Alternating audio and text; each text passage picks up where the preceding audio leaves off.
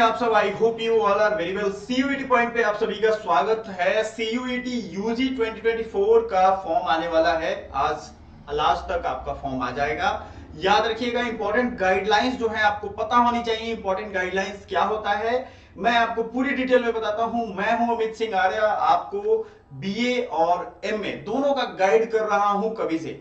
ठीक है, तो सीयूईटी मतलब सीयूईटी पॉइंट, सीयूईटी चैनल को जरूर सब्सक्राइब कर लीजिएगा और आपका प्रीवियस ईयर क्वेश्चन सॉल्यूशन, उससे रिलेटेड फैक्ट्स, उसके जीके जीएस, ये सब के पीडीएफ हम ऑलरेडी आपको टेलीग्राम पे या व्हाट्सएप ग्रुप पे आपको अपडेट देते रहते हैं, सेंड करते रहते हैं। हमारी जो सुबह 8 से 10 वाली क्लास है और शाम में 8 से 10 वाली क्लास है, इसको जरूर जुड़िएगा क्योंकि ये सबसे बेस्ट क्लासेज हैं, आपको याद रखने हैं। देखो, इंपॉर्टेंट गाइडलाइंस क्या होता है, वो सारे काम आपको करने पड़ेंगे जो आपके एग्जाम के पॉइंट ऑफ व्यू से जरूरी है, उसी को गाइडलाइन कहते हैं। आपको इसी दायरे में रहना है। जैसे आपको अगर caste certificate, EWS certificate, SC ST certificate या ओबीसी कुछ भी बोला गया है तो सेंट्रल गवर्नमेंट का ही होना चाहिए। और एक चीज ध्यान में रखना चाहिए आपको कि उसकी जो डेट दी हुई है वो डेट के अंदर होनी चाहिए। ऐसा ना हो कि 10 साल पहले का सर्टिफिकेट आप लेकर के आओ। कोशिश करो कि हर वो सर्टिफिकेट अपडेट करवा लो। वो क्या क्या गाइडलाइन है, मैंडेटरी क्या क्या चीजें हैं, उसको आप समझो जरा। मैंडेटरी है आपका एक फोटो आइडेंटिटी कार्ड, आपके पास मैंडेटरी है, वो होना चाहिए। दूसरा आपको क्या ध्यान रखना है, याद रखिएगा, आपके पास अपना मोबाइल नंबर और ईमेल आईडी होना चाहिए। मैंने एक लिस्ट तैयार की है, इसको आप एक बार देख लो। इस लिस्ट को जब आप देखोगे तो आपको इंपॉर्टेंट गाइडलाइंस बहुत क्लियरली समझ में आ जाएंगे।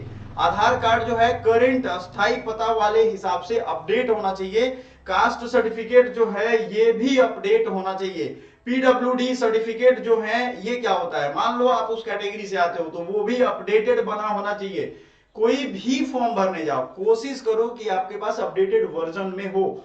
फोटो और सिग्नेचर करने नहीं आता है अगर सिग्नेचर, तो आप सीख लो क्योंकि वो एकदम मैंडेटरी है, याद रखिएगा।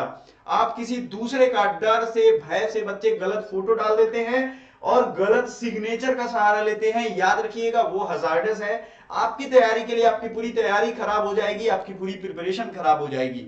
समझ में आ रहा है आपको? कुछ लिस्ट है, अगर आप नोट करना चाहो प्यारे बच्चों तो नोट कर लो।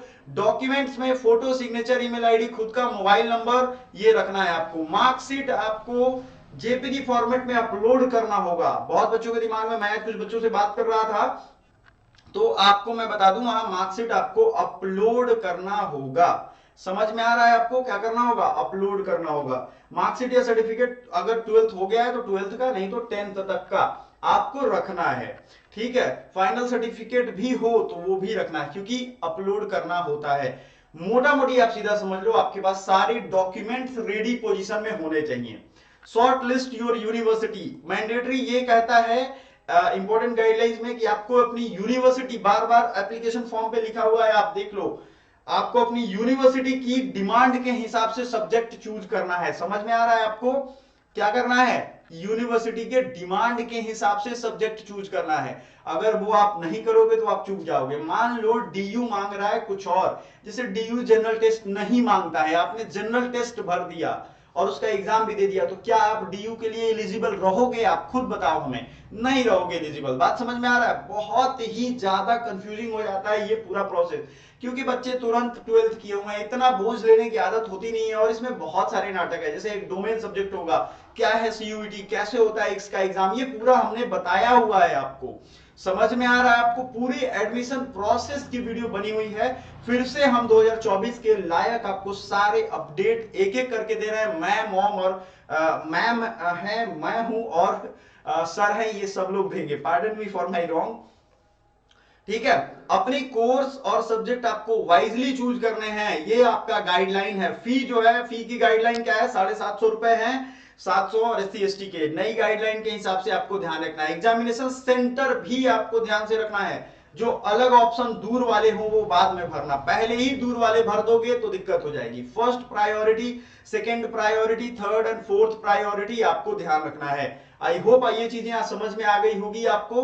कोई और भी क्वेरी हो, सारे डॉक्यूमेंट्स रखने के बावजूद भी कुछ ऐसा जो छूट रहा हो मुझसे या आपको पूछना हो, समझ में ना आया हो, तो आप हमसे पूछ सकते हो। हमारा व्हाट्सएप ग्रुप है, उसमें जुड़ सकते हो और टेलीग्राम ग्रुप है।